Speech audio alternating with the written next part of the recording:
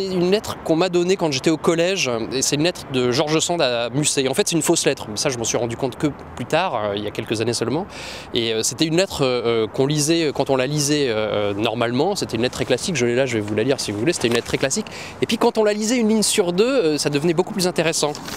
Et c'est sympa quand ça devient intéressant et qu'on est au collège et qu'on pense à des tas de petites choses. Donc la lettre commence ainsi: cher ami, je suis tout ému de vous dire que j'ai bien compris l'autre jour que vous aviez toujours une folle envie de me faire danser. Je garde le souvenir de votre baiser et je voudrais bien que ce soit une preuve que je puisse être aimé par vous. Donc voilà, là, très classique, très gentil, très amoureux. Quand on le lit une ligne sur deux, ça donne ça. Je suis tout ému de vous dire que j'ai toujours une folle envie de me faire baiser et je voudrais bien que ce soit par vous. Alors moi je crois que j'étais en 5e, c'était l'excitation dans la classe, le truc passait de table en table. Et puis il y a quelques temps, je me suis repenché sur cette lettre et j'ai découvert qu'en fait elle n'avait pas du tout été écrite par George Sand, très certainement par quelqu'un d'autre, mais en tout cas pas George Sand. Cela dit, il y a une très belle correspondance entre Musset et George Sand.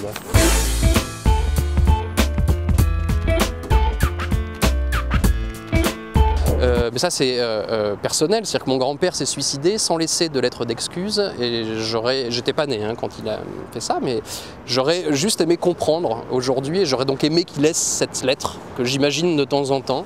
J'essaie de savoir pourquoi et voilà, la lettre elle aurait pu au moins expliquer pourquoi il avait fait ce geste-là.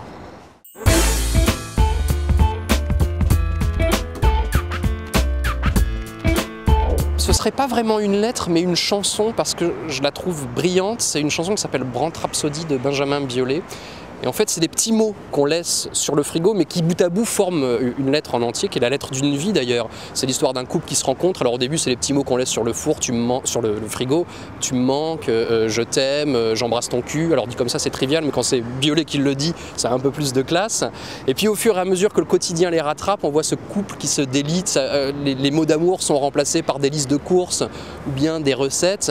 Et puis à la fin, évidemment, ils se séparent en passant par la petite case caducée avec les antidépresseurs qui sont prescrits par le médecin, tout ça posé sur le frigo, et ça raconte, pour moi c'est une lettre, la lettre entière, enfin la lettre d'une vie, vraiment, et je trouve que Biolay le fait à merveille.